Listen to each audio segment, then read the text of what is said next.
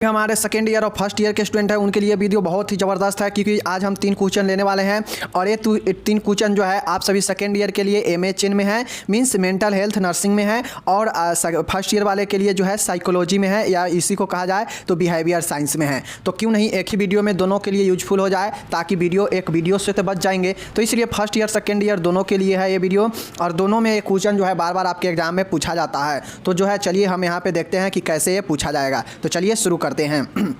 एक बात ध्यान से देख लीजिए कि ये जो वीडियो है सेकेंड ईयर और फर्स्ट ईयर दोनों के लिए इंपॉर्टेंट है, क्योंकि दोनों जगह पे जो है आपको ये प्रश्न पूछा जाता है मानसिक वाले सब्जेक्ट में। ठीक है, चलिए देखते हैं। पहला प्रश्न है, मानसिक स्वास्थ्य क्या है? मानसिक रूप से स्वस्थ व्यक्ति की विशेषता क्या है? या मानसिक स्वास्थ्य क्या है? मानसिक रूप से स्वस्थ व्यक्ति का गुण क्या है? तो देखिए, मानसिक रूप से स्वस्थ व्यक्ति का गुण तो आप लोग जितना कहेगा उतना लिख देंगे, क्योंकि गुण या लक्षण क्या होता है किसी भी स्वस्थ व्यक्ति में जो मानसिक रूप से स्वस्थ हो, तो वो तमाम ऐसे चीज़ें करे जो उसके अनुसार हो, जो समाज के अनुसार हो, जो उसके स्वास्थ्य के अनुसार हो, जो सोच समझ के करे, जिसके अंदर अच्छा पर्सनालिटी हो, जिसके अंदर सोचने समझने का सोचन शक्ति हो, समायोजन करने का क्षमता हो, जो जिसके अंदर जो है विभिन्न तरीक़ा के परिस्थितियों में काम को करने का जो है वो संतुलन हो। तो ये सब तमाम तरीक़ा के जो चीज़ें हैं ये मानसिक रूप से स्वस्थ व्यक्ति ही ऐसा विशेषता के साथ हो सकता है। तो इसी सब चीज़ को जो है लिखना है। तो चलिए पहले देख लेते हैं कि मानसिक स्वास्थ्य है क्या। एक क्वेश्चन जो है आपको 10 नंबर में पूछेगा, तो चलिए देखते हैं। देखिए, मानसिक स्वास्थ्य मेंटल हेल्थ है क्या? तो मानसिक स्वास्थ्य व्यक्ति के संपूर्ण स्वास्थ्य स्तर का महत्वपूर्ण पक्ष है। देखिए, जितने भी हमारे शरीर में जो हमारा स्वास्थ्य है, किसी भी व्यक्ति का जो स्वास्थ्य होता है, जो हेल्थ होता है, वह जो है उसमें जो मानसिक स्तर जो होता है यह एक महत्वपूर्ण जो है पक्ष होता है स्वास्थ्य का। यह एक आधारभूत कारक है जो शारीरिक स्वास्थ्य की रक्षा के साथ साथ सामाजिक प्रभावपूर्णता में भी योगदान देता है। यह स्वास्थ्य का समान स्तर है। मानसिक स्वास्थ्य के 2 महत्वपूर्ण पक्ष होते हैं, व्यक्तिगत और सामाजिक। व्यक्तिगत एवं सामाजिक रूप से समायोजन की योग्यता ही मानसिक स्वास्थ्य कहलाता है। देखिए, मानसिक स्वास्थ्य कैसा है? तो यह एक प्रकार के ऐसा स्वास्थ्य होता है जो व्यक्ति को संपूर्ण शारीरिक क्रिया पर नियंत्रित करता है। अब समझिए, किसी को शारीरिक मानसिक अगर प्रॉब्लम हो गया है तो ना वो सही से चल पाएगा, ना बोल पाएगा, ना वो कोई क्रिया कर पाएगा। जब मन होगा तब करेगा, हर एक चीज़ उसका बिगड़ जाएगा जब उसके मेंटल हेल्थ में जब ही प्रॉब्लम होगा। तो यह जो होता है यह एक क्या है, एक आधारभूत जो है स्वास्थ्य होता है, जिसमें जो भी व्यक्ति अगर इससे प्रभावित होता है तो उसका पूर्ण जो है चीज़ें भी प्रभावित होने लगता है। इसलिए जो है यह एक जो है समान स्तर इसको माना जाता है और आधार माना जाता है कि अगर मेंटल गड़बड़ाएगा तो सब चीज़ प्रभावित होने लगता है। और इसका जो है 2 पक्ष माना गया है, एक व्यक्तिगत और एक सामाजिक। व्यक्तिगत रूप से भी आदमी को इसका नुकसान पहुंचता है और सामाजिक रूप से भी इसका नुकसान पहुंचता है। जो मानसिक रूप से पीड़ित व्यक्ति होते हैं खुद को भी नुकसान पहुँचाते हैं और समाज को भी नुकसान पहुँचाते हैं। तो इसका 2 जो है महत्वपूर्ण पक्ष होता है। अगर ये दोनों पक्ष बेटर करता है, मतलब उसका जो मानसिक स्वास्थ्य है बेटर है, तो इसलिए जो है व्यक्तिगत और सामाजिक रूप से समायोजन की योग्यता ही मानसिक स्वास्थ्य कहलाता है। देखिए, मानसिक स्वास्थ्य एक ऐसा स्वास्थ्य है जिसमें व्यक्ति अपने मानसिक क्रिया को संपूर्ण समायोजन, संपूर्ण संतुलन के साथ जो है वो समायोजन बैठा पाता है। वही जो है वो क्या होता है, मानसिक स्वास्थ्य होता है। चाहे वो व्यक्तिगत उसका खुद का क्यों ना हो, चाहे वो सामाजिक रूप से क्यों ना हो, वो उसके अंदर अगर समायोजन का क्षमता है, योग्यता है, तो वही जो है मानसिक स्वास्थ्य कहलाता है। समझ गए मानसिक स्वास्थ्य क्या है?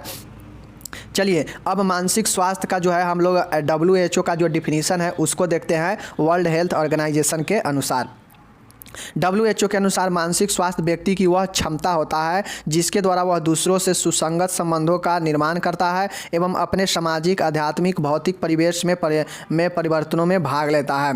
देखिए, विश्व स्वास्थ्य संगठन ने कहा कि मानसिक स्वास्थ्य एक ऐसा स्वास्थ्य होता है कि जो मानसिक स्वास्थ्य व्यक्ति की वह क्षमता होता है जिसमें वह जिसके द्वारा वह क्या करता है कि किसी दूसरे के साथ जो है अच्छे संबंध का निर्माण करता है, समायोजन बनाता है, सामाजिक रूप से, आध्यात्मिक रूप से और भौतिक परिवेशों में वो परिवर्तन करता रहता है, चेंजेज में भाग लेता है। यही जो चीज़ें हैं वो क्या होता है, मानसिक स्वास्थ्य होता है। मानसिक स्वास्थ्य क्या होता है कि कोई व्यक्ति है अगर उसका मानसिक स्वास्थ्य अगर अच्छा है तो वो जो है क्या करेगा, सभी के साथ समायोजन बैठा पाएगा, संतुलित कार्य करेगा, उसके अंदर जो है मैच्योरिटी रहेगी, सोच समझ के कार्यों को करेगा, उसके अंदर संपूर्ण सामाजिक, आध्यात्मिक और भौतिक परिवेश में परिवर्तनों में भाग लेने का उसके अंदर जो है अनुभव होता है और वो जो अच्छे से कर पाएगा। तो ये जो है वर्ल्ड हेल्थ ऑर्गेनाइजेशन ने कहा, और वो क्या करता है, अच्छे संबंधों का निर्माण भी करता है। ठीक है, चलिए हम लोग नेक्स्ट देखते हैं। नेक्स्ट यहाँ पे देख सकते हैं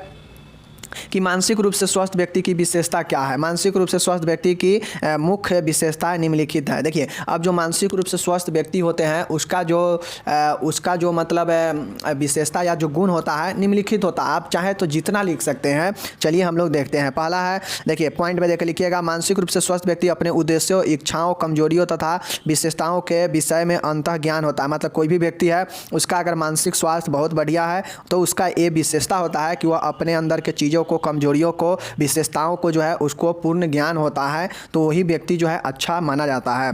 वह अपने व्यवहार का वास्तविक मूल्यांकन कर सकता है और अपनी कमियों और कमजोरियों को स्वीकार कर सकता है। देखिए, एक अच्छा और एक अच्छे मानसिक वाला व्यक्ति वही माना जाता है कि उसके अंदर कोई कमियां है, कोई त्रुटि है, तो उससे वो स्वीकार करता है कि हाँ हमने ये गलती किया है। बट जिसका मानसिक प्रॉब्लम रहेगा, विचलित रहेगा, तो वो कभी भी स्वीकार नहीं करेगा कि हाँ हमने ये गलती, ये त्रुटि किया है। तो ये सब चीज़ें होता है। नेक्स्ट है, वह व्यक्तिगत गुणों को अवगत होता है, उचित ढंग से और महत्वपूर्ण अवगत करता है। उसके अंदर जो भी स्वस्थ व्यक्ति होगा मानसिक रूप से, उसके अंदर जो है गुण होगा और वह जो है किसी भी चीज़ को ढंग से करने का जो है अनुभव प्राप्त होगा उसको अंदर। वह आत्मसम्मानित, संपन्न और समूह में स्वयं को सुरक्षित रखने का अनुभव करता है। जो अच्छे व्यक्ति होगा मानसिक रूप से, वो चाहेगा कि हमें सम्मान मिले, हम किसी सबके बीच में रहें और सुरक्षित रहें, वो ये सब जो है चाहता है। बट एक मानसिक रूप से कोई पीड़ित व्यक्ति होगा तो वो जो है अकेला रहना चाहेगा, वो सबसे दूर भागेगा। तो ये सब होता है। तीसरा है, इसमें व्यक्तिगत सुरक्षा की भावना होती है। ऐसा व्यक्ति अनुभव करता है कि दूसरों को उसकी ज़रूरत है और वे उसे प्यार करते हैं। जिसका मानसिक संतुलन ठीक रहता है वो सबसे संतुलन बनाता है, सबसे प्यार की भावना दिखाता है और मदद भी करता है और प्यार के लिए आगे बढ़ता है। बट जिसका मानसिक संतुलन ठीक नहीं रहेगा, वो मारने दौड़ेगा, गाली देगा, चिड़चिड़ा बढ़ेगा। तो ये सब चीज़ें होता रहता है। चौथा है, उसे अपने जीवन में सफलता का विश्वास होता है। और जो व्यक्ति स्वस्थ होता है मानसिक रूप से, उससे अपने पर विश्वास होता है, सफलता पे उसे विश्वास होता है कि वह जो भी काम करेगा उसे अच्छे ढंग से करेगा। वह स्वयं को दैनिक जीवन में आत्मविश्वास से भरपूर समझता है। देखिए, जो भी मानसिक रूप से स्वस्थ व्यक्ति होता है उसके अंदर आत्मविश्वास की बहुत ज़्यादा जो है आत्मविश्वास होता है कि हम जो भी करेंगे अच्छे ढंग से कर पाएंगे, और उसके जो है दैनिक कार्य जो है भरपूर विश्वास से भरा हुआ होता है। वहीं पे जो अस्वस्थ व्यक्ति होगा मानसिक रूप से, उसका निगेटिव चीज़ें दिमाग में आता रहेगा। नेक्स्ट है, मानसिक रूप से स्वस्थ व्यक्ति अन्य लोगों के साथ समायोजन कर सकता है। मानसिक रूप से जो स्वस्थ व्यक्ति होते हैं वो किसी के साथ जो है मिलजुल कर रह सकता है। बट जो अस्वस्थ व्यक्ति होगा वो ऐसा नहीं करेगा, जैसे पागल व्यक्ति। नेक्स्ट आपका नेक्स्ट पॉइंट है कि उससे दूसरों के उद्देश्यों और समस्याओं का ज्ञान होता है। वह प्यार दे सकता है और प्यार को स्वीकार कर सकता है तथा लंबी अवधि की दोस्त कर सकता है जो संतुष्टिदायक और घनिष्ठ हो। देखिए, एक अच्छे मानसिक स्वास्थ्य वाला व्यक्ति, उसके अंदर जो है ये चीज़ें रहता है कि कैसे समस्या से को जो है हमें हल करना है, कैसे प्यार किसी को देना है, कैसे प्यार उसका ले पाना है, कैसे जो है दोस्ती को लंबे समय तक चलाना है, जिससे जो है संतुष्टि मिलता है और ज़्यादा डीपली रिलेशन बढ़ता है। तो ये सब एक जो है स्वस्थ व्यक्ति जो मानसिक रूप से है उसके अंदर ही हो सकता है, क्योंकि एक पागल व्यक्ति या एक डिप्रेस व्यक्ति में होगा नहीं, क्योंकि वो तो प्रॉब्लम में है, तो वो तो हमेशा निगेटिव चीज़ें ही सोचेगा। नेक्स्ट है, यहाँ पे देखिए कि इस प्रकार के व्यक्ति को अपने वातावरण का ज्ञान होता है। जो मानसिक रूप से स्वस्थ व्यक्ति होता है उसको अपने इन्वायरमेंट के बारे में ज्ञान होता है, समाज के बारे में ज्ञान होता है कि हमें समाज में क्या करना है, पर्यावरण के लिए क्या करना है, समाज में कौन से चीज़ों को एक्सेप्ट है जिसको करे, जो एक्सेप्ट नहीं है उसको ना करे। तो इन सब चीज़ों को उसको ज्ञान रहता है और उसी अनुसार वो चलेगा भी। वह भी जानता है कि उसे किन लोगों से संबंध रखना पड़ेगा। वह वास्तविकता का तर्कसंगत और उचित ढंग से सामना करता है और उसके सामने कोई भी समस्या आएगा तो उसको उचित ढंग से क्या करेगा, उसको निपटारा करने का उसके अंदर क्षमता होगा। किसके अंदर? एक मानसिक रूप से स्वस्थ व्यक्ति के अंदर। जबकि अस्वस्थ व्यक्ति में ये सब नहीं होता है। ठीक है। सातवां है, मानसिक रूप से स्वस्थ व्यक्ति का अपना ही जीवन दर्शन होता है जो उसके दैनिक जीवन में कार्यों को अर्थ और उद्देश्य देता है। देखिए, जो मानसिक रूप से स्वस्थ व्यक्ति होता है उनका अपना एक गोल होता है, लक्ष्य होता है, जिससे उसको जो है दैनिक जो है आगे बढ़ने के लिए प्रेरित करता है। तमाम तरीका का स्वस्थ व्यक्ति का लक्षण होता है, सबके साथ मिलजुल कर समायोजन, सभी कार्यों को करने का क्षमता, किसी के साथ जो है लड़ाई झगड़ा से बचना, प्यार से बातें करना, प्यार बढ़ाना, घनिष्ठ दोस्त करना, ही सबके साथ जो है समान व्यवहार करना, अपने अंदर को आत्मविश्वास को जगाना, अपने अंदर के त्रुटियों को देखना, ये सब एक सिर्फ और सिर्फ अच्छे स्वास्थ्य वाले, अच्छे मानसिक स्वास्थ्य वाले व्यक्ति ही कर सकते हैं। बाकी जो पागल व्यक्ति या बाकी जो टेंशन डिप्रेस वाला व्यक्ति होगा वो तो जो है निगेटिव भी सोचेगा बहुत सारा। ठीक है, समझ गए कि मानसिक रूप से स्वास्थ्य व्यक्ति का क्या गुण या लक्षण होगा, हम लोग देख चुके हैं। अब चलिए हम लोग यहाँ पे देखते हैं एक क्वेश्चन ऊपर वाला जो देखे हैं फर्स्ट ईयर में भी है, सेकेंड ईयर में भी है। इसी प्रकार से राष्ट्रीय मानसिक स्वास्थ्य कार्यक्रम के बारे में लिखिए, मीन्स NMHP के बारे में लिखिए। तो ये जो है नेशनल मेंटल हेल्थ प्रोग्राम, इसके ऊपर हम लोग लाइव क्लास में डिस्कस भी किए थे फर्स्ट ईयर वाले के लिए, सेकेंड ईयर वाले के लिए। तो आज हम लोग इसका थियोरिकल भी देख लेते हैं। चलिए, दोनों के लिए इंपॉर्टेंट है, पूछता है बार बार। भारत में लोगों के मानसिक स्वास्थ्य को समान व उन्नत बनाने में एवं मानसिक रोगों से बचाने के लिए राष्ट्रीय मानसिक स्वास्थ्य कार्यक्रम को वर्ष 1982 में शुरू किया गया। देखिए, जो मानसिक स्वास्थ्य कार्यक्रम है ये जो है NMHP, ये 1982 में जो है शुरू किया गया इसको। और ये जो है क्यों शुरू किया गया, तो ये जो राष्ट्रीय मानसिक स्वास्थ्य कार्यक्रम है ये इसलिए शुरू किया गया क्योंकि राष्ट्रीय स्तर पर मानसिक स्वास्थ्य को जो है बेहतर बनाया जा सके और उन्नत और विकसित किया जा सके, और जो है लोगों के बीच में मानसिक रोगों के प्रति जो अवधारणा है, जो गलत धारणा बैठा हुआ है, उससे दूर करके और अच्छे स्वास्थ्य जो है, उन्नत स्वास्थ्य जो है लोगों के बीच में देना, ये इस कार्यक्रम का जो है मुख्य थीम था, जो है 1982 में जो है क्या किया गया, शुरू किया गया। समझ गए। चलिए, अब आपसे पूछेगा कि मानसिक स्वास्थ्य जो है वो इसका क्या उद्देश्य है, राष्ट्रीय मानसिक स्वास्थ्य कार्यक्रम का क्या ऑब्जेक्टिव्स है, बताइए NMHP का क्या ऑब्जेक्टिव है। तो देखिए, देश के सभी नागरिक विशेषकर ग्रामीण, कमजोर और असक्षम एवं आदिवासी समाज में न्यूनतम मानसिक स्वास्थ्य सेवा को लागू करना। देखिए, इस सेवा का उद्देश्य था इस कार्यक्रम का कि जो गरीब है, जो ग्रामीण, जो आदिवासी है, जो बहुत कमज़ोर है, उनके बीच में जो है मानसिक स्वास्थ्य को क्या करना, बढ़ावा देना और उसे बेटर बनाकर लागू करना, इसका जो है उद्देश्य था। दूसरा है कि मनोस्नाविक विकारों की चिकित्सा और निवारण करने के साथ इनमें उत्पन्न अक्षमताओं को सुधारना एवं ठीक करना। मतलब कोई भी मानसिक विकार, कोई भी मानसिक समस्या अगर आता है तो इसमें बताया गया कि इसका चिकित्सा करके, निवारण करके और इनके जो अक्षमता है उसको क्षमता में बदला जाएगा और सुधार करके ठीक करना जो है इसका क्या करने लक्ष्य किया गया मानसिक रोगियों के लिए। समझ गए। नेक्स्ट है कि मानसिक स्वास्थ्य सेवाओं के विकास में सामुदायिक सहभागिता को प्रोत्साहित देना। अब ये जो था मानसिक स्वास्थ्य सेवा, इसमें जो है क्या किया गया कि जो सामुदायिक सहभागिता है उसको बढ़ाना, मतलब लोगों के बीच में ये चीज़ें विश्वास पैदा करना कि हाँ, मानसिक स्वास्थ्य भी एक ऐसा रोग है जो कि बहुत ही आदमी को प्रॉब्लम में डाल सकता है, इसलिए इसे ठीक कराना ज़रूरी है और ये ठीक भी हो सकता है। इसके लिए जो है लोगों को प्रोत्साहित करना और इसको विकास को और ज़्यादा बढ़ाना, ये यहाँ पे लक्ष्य, ये सब उद्देश्य रखा गया था।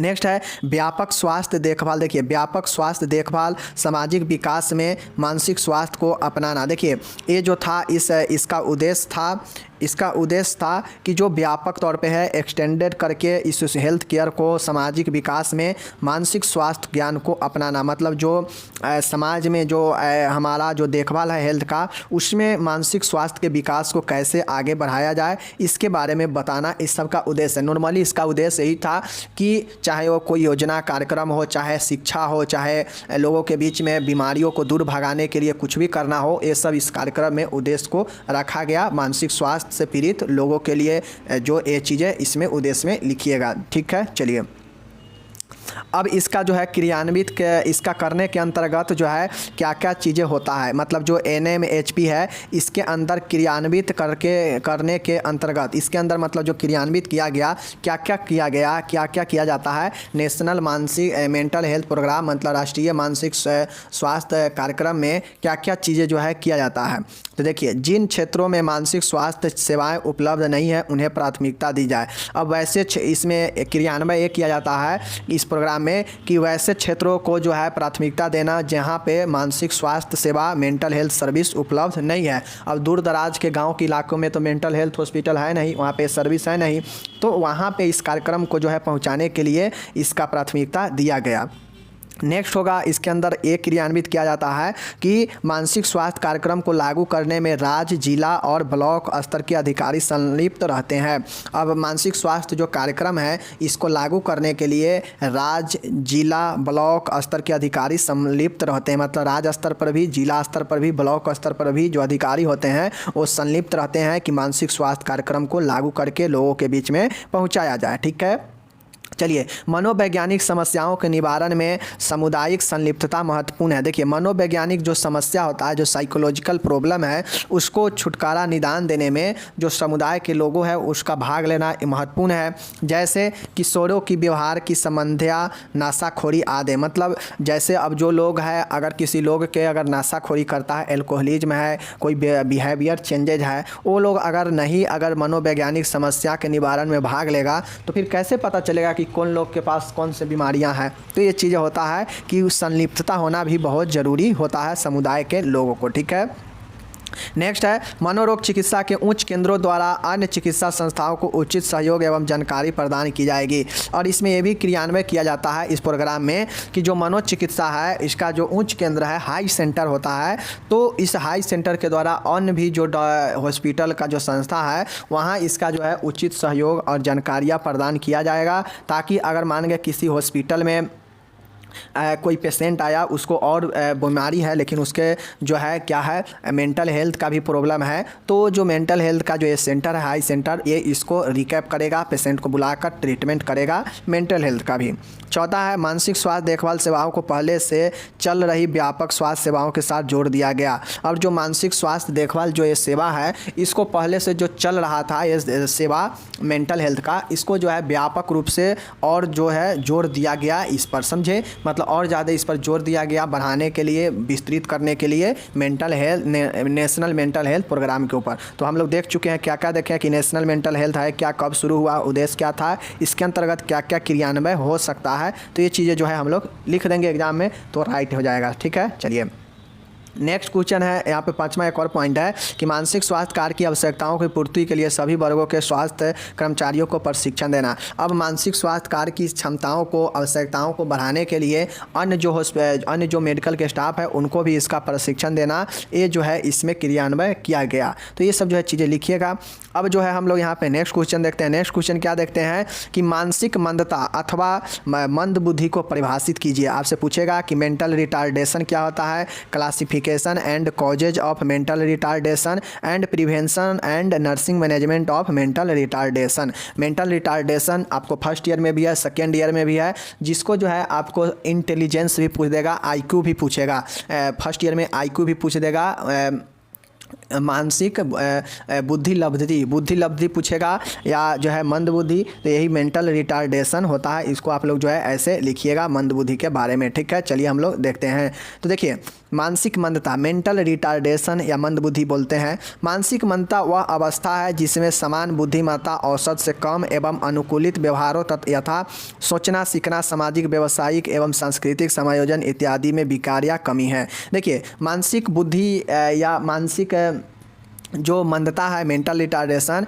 या मंद बुद्धि जिसको बोलते हैं, तो यह मानसिक मंदता का वह अवस्था होता है जहाँ पे जो औसतन जो बुद्धिमत्ता, मतलब इंटेलिजेंस, IQ जो होना चाहिए वो है जो है व्यक्ति को औसत से कम हो जाता है। औसत होगा तब तो सही है, लेकिन औसत से कम हो जाता है तो ये मंद बुद्धि के कैटेगरी में चल जाता है। जहाँ पे जो व्यक्ति अगर मंद बुद्धि का या कोई बच्चा मंद बुद्धि का हो जाता है तो उसके अंदर जो है औसतन जो है उसके व्यवहार में चेंजेस देखने को मिलता है। कैसे? उसके अंदर सोचने का कमी आ जाएगा, सीखने की क्षमता कम हो जाएगा, सामाजिक जो प्रतिष्ठा है उसमें कमी आ जाएगा, व्यावसायिक बिजनेस जो है उसका जो है प्रॉब्लम उसमें आने लगेगा, सांस्कृतिक एडजस्टमेंट जो होता है, कल्चरल जो एडजस्टमेंट है उसमें जो है उसके प्रॉब्लम या विकार आने लगेगा। तो यही होता है मानसिक बुद्धि। मानसिक बुद्धि क्या होता है कि मानसिक बुद्धि जो है मानसिक की एक ऐसी अवस्था होती है जहाँ पे जो समान बुद्धि होना चाहिए वो प्रभावित होता है, समान से औसतन कम हो जाता है, जिसमें व्यवहार में उसका चेंजेस देखने को मिलता है।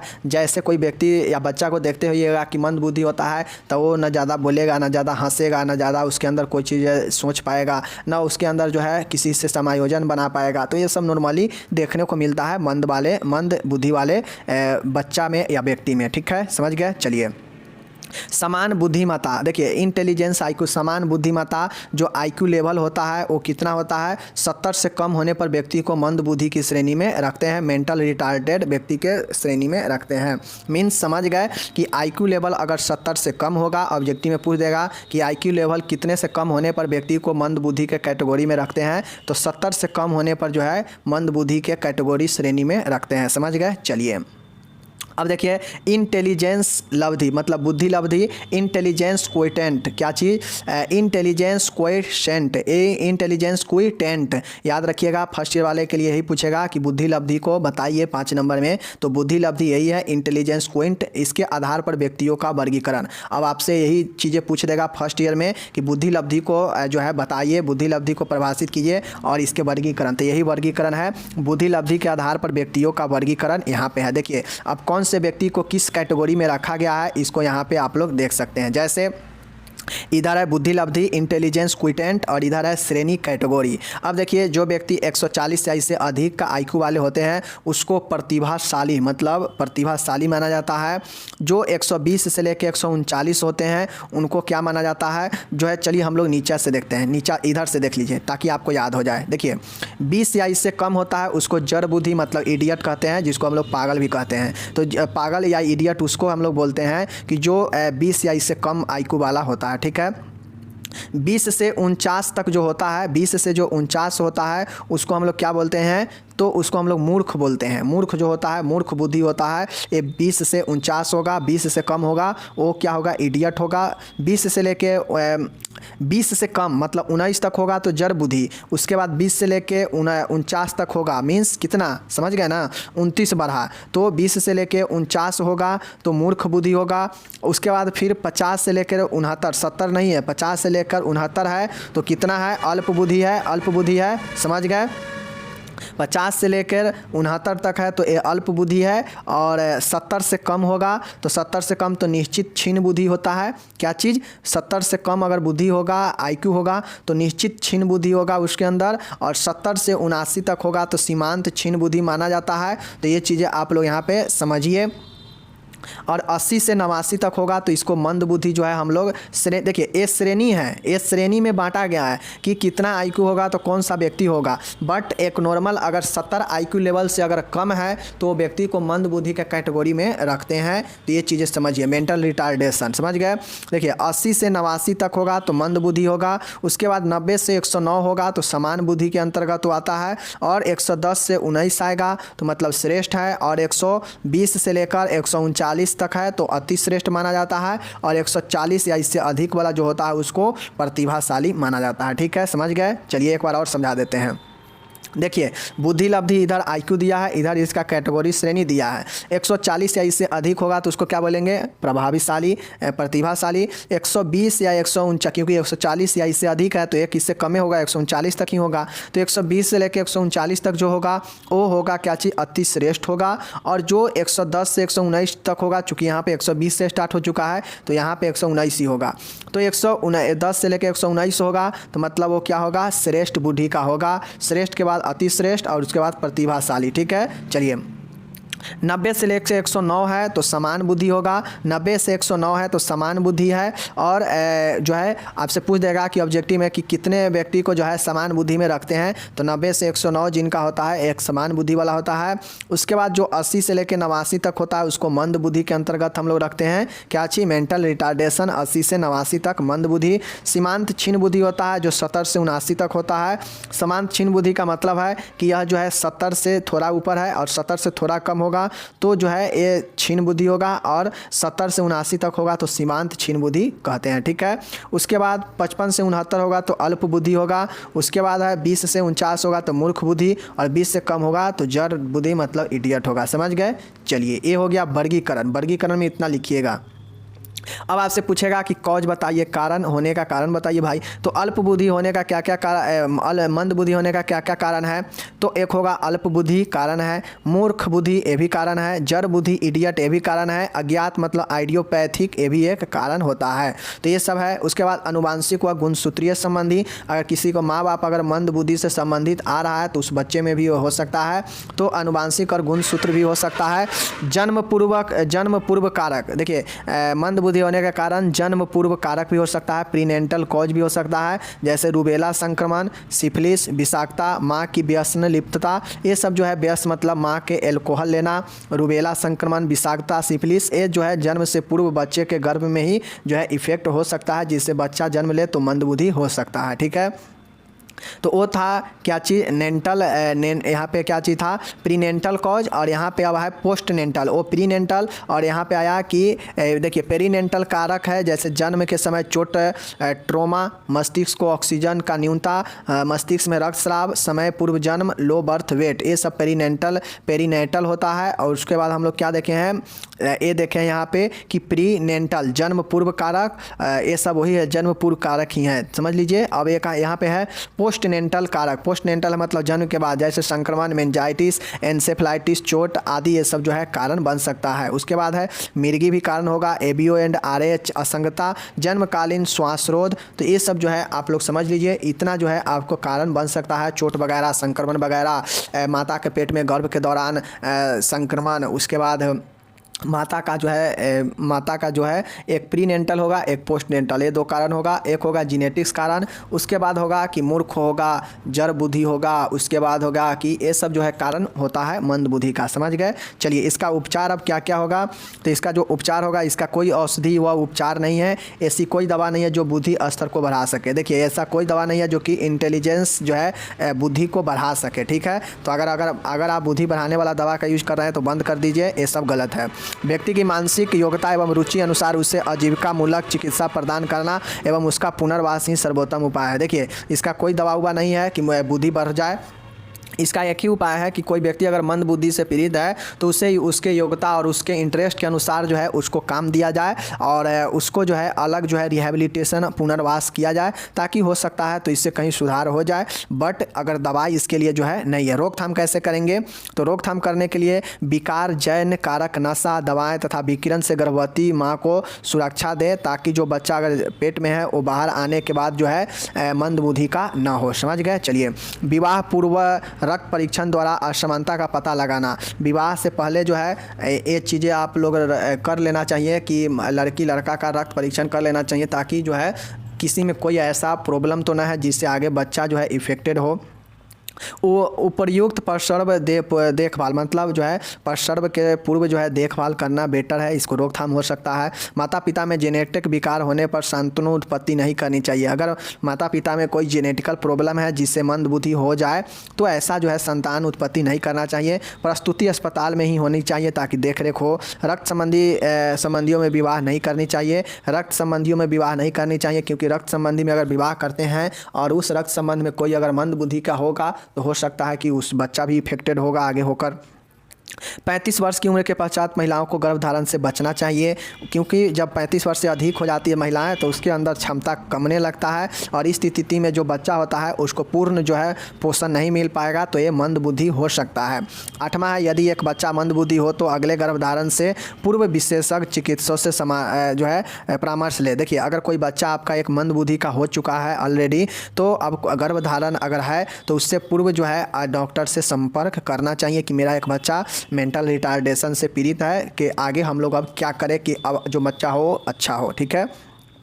9th है कि प्रसव के दौरान पूर्व सुविधा होनी चाहिए, ताकि जन्म के समय चोट व अश्वसन एस्फेक्सिया के कारण होने वाली मंदबुद्धिता को रोका जा सके। अब होता है कि जन्म के समय अगर बच्चा को ठीक से देख रेख नहीं करेंगे तो माँ तो दर्द से कराहती रहती है, तो वो तो देखभाल उतना नहीं कर पाएगी। तो ऐसे में अगर बच्चे को नहीं देखभाल हो तो अगर उसको होते समय अगर चोट वगैरह लग जाए या शोषण का कमी है तो ये सब भी जो है मंदबुद्धि होगा, इसके लिए देख रेख करना चाहिए। ठीक है।